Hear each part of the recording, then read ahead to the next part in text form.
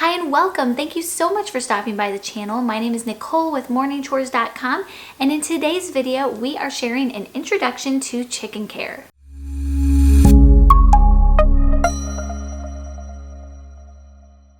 I thought this would be a great video for those of you who are contemplating adding chickens to your homestead or your backyard. In today's video, we will be discussing why you would even want chickens in the first place.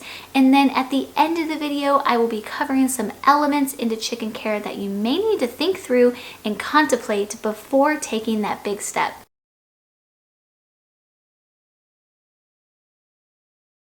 Whenever we want to make a big change in our life or do something completely different, it's always important to understand why are we doing this. If you don't know the why, you more than likely won't stick with it or even do it in the first place. Food safety is really important, and you have more control over the food quality of your eggs and your meat that you're getting from your chickens if you have them in your backyard versus buying chicken and buying eggs from the grocery store. In August of 2010, the FDA recalled over 500 million eggs because they were contaminated with salmonella. My first question was, how do they get contaminated in the first place?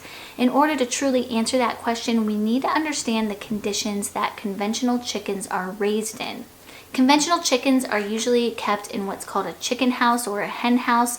These houses are roughly 20,000 square feet, and an average of 22,000 to 26,000 chickens are kept in each chicken house. To give you a perspective, that gives each chicken about computer-sized paper worth of space to move around in. Also, most of the time there's not much ventilation and there's not really any windows. Some of them may have windows, but some of them don't, and so they're just lit by artificial light. So these chickens not only have very limited space to move around in and to do normal chicken habits, but they're not getting any sunlight, they're not getting any fresh air, and all of this affects their health, the health of the chicken, which ultimately affects the eggs and the meat. Hen houses are no different. A hen house is where hens are kept to lay eggs.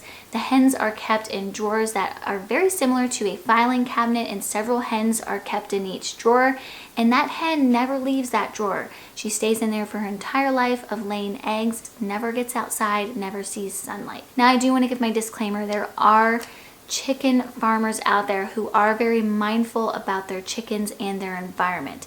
I am just speaking about the conventional farming industry as a whole, so I really wanted to make myself clear there. Because these living conditions are not ideal for the chicken and there's more opportunity for contamination, the conventional farming industry has genetically modified chickens' DNA so that they will grow faster, so that they can spend less time in these chicken houses. So on an average, from the time that chicken is hatched to the time that it is butchered, at most it is 8 weeks old. Another thing to consider with conventional chickens is that they are fed the cheapest chicken feed on the market. These feeds are usually made with byproducts from wheat and oils and other ingredients, so it's really not the greatest, and you know what they say, you are what you eat. So those chickens are eating very cheap feed, which is ultimately affecting the meat and the eggs. This one leads right off what I just spoke about food safety, but the quality of the eggs and meat coming from your backyard chickens is much more ideal than the conventional chicken and eggs you're purchasing from the grocery store. According to a study done by Penn State's College of Agricultural Sciences, in the study they compared conventional eggs that you would buy from the supermarket versus pastured eggs. Pastured eggs are chickens who are allowed to graze out in the field and eat grubs and grasses and weeds and living foods. What they found is that the pastured eggs were 2 times higher in vitamin A and omega-3 fatty acids. Not only do studies show that the nutritional value of homegrown eggs is higher, but the flavor is so much better. And you can also do that what's called the egg yolk test, where you compare an egg yolk from a farm egg as opposed to a grocery store egg, and usually the grocery store eggs, the yolks are a pale yellow, but if you get a farm fresh egg, the yolk is deep orange yellow. There's a distinct difference. Food security is another reason why you should have chickens in your backyard. If there's a run on the grocery store and it gets cleaned out of its food because there's a blizzard coming or a bad storm, or some kind of emergency situation, it's nice to know that you have food right in your backyard that you can use whenever you need to. There's also something really satisfying about being able to provide your own food. I can't explain it until you've experienced it for yourself, but there's just something truly amazing about that feeling that I did this for myself. And the last reason we should have chickens in our backyard is it's a fun family project. This is a great way to get the entire family involved, gets you outside in the fresh air, gives you a little bit of physical activity, and it's also a great thing to do with kids. We're getting baby chicks next month, and my daughter is super excited to help out with the chickens and feed them and collect the eggs. There's a lot of life lessons that they can learn just by taking care of some chickens.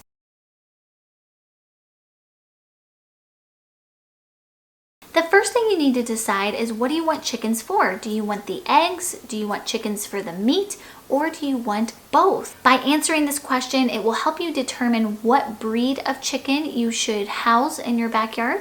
There's breeds that are exclusively great at laying eggs. There's others that are great for meat. And then there's dual purpose breeds that are good for both. When deciding how many chickens should I get, there's two things you need to consider. The first thing is, what is your level of experience? And the second thing is, what is your production goals? So if you're a newbie to chickens and chicken care, you've never had chickens before, then you may want to start with a small flock. Just until you get the hang of things and you've learned the ins and outs of chicken care.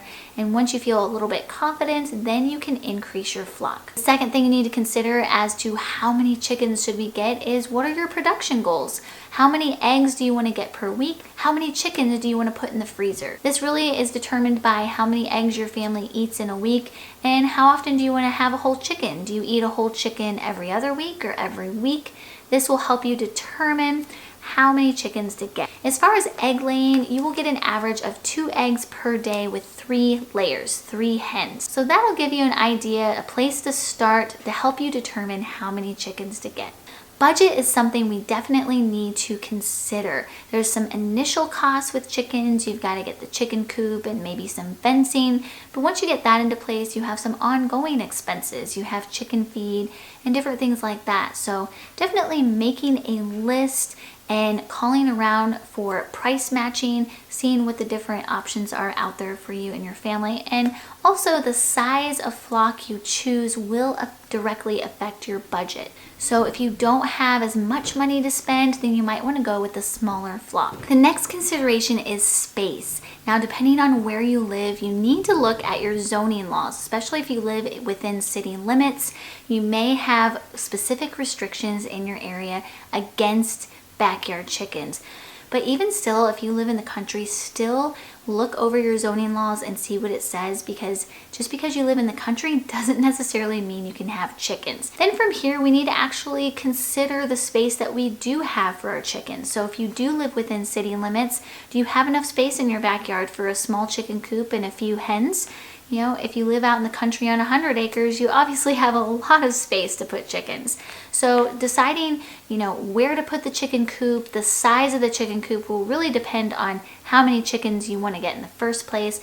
But, just deciding where to put the chicken coop, where to put their outdoor area. Can you fence it in? Can you let them free range? These are all things to consider when it comes to space. Do you even have the time to take care of chickens? Chickens are pretty low maintenance all around, but you still have to go out and feed them. You have to collect the eggs. You have to clean out the coop every so often. And then what about going on vacation? Do you have someone that could come stay at your house and take care of the chickens, or stop by the house and take care of the chickens? These are all things to consider. So if you're a family that enjoys traveling, can you really handle chickens? Or maybe this isn't the season of life to have chickens in. And the last consideration is what to do with all of that bounty. What are you going to do with all those eggs? Are you going to have extra eggs? What do you want to do with the extra eggs? Do you want to just give them to family and friends? Do you want to try to sell them? What about meat birds? If you're raising chickens for meat, do you have a freezer to store them in? Are you going to be borrowing a friend's freezer? These are all things to think about too. You're raising these chickens for eggs and meat. We need to have a place to put the bounty, especially if it's spilling over our needs.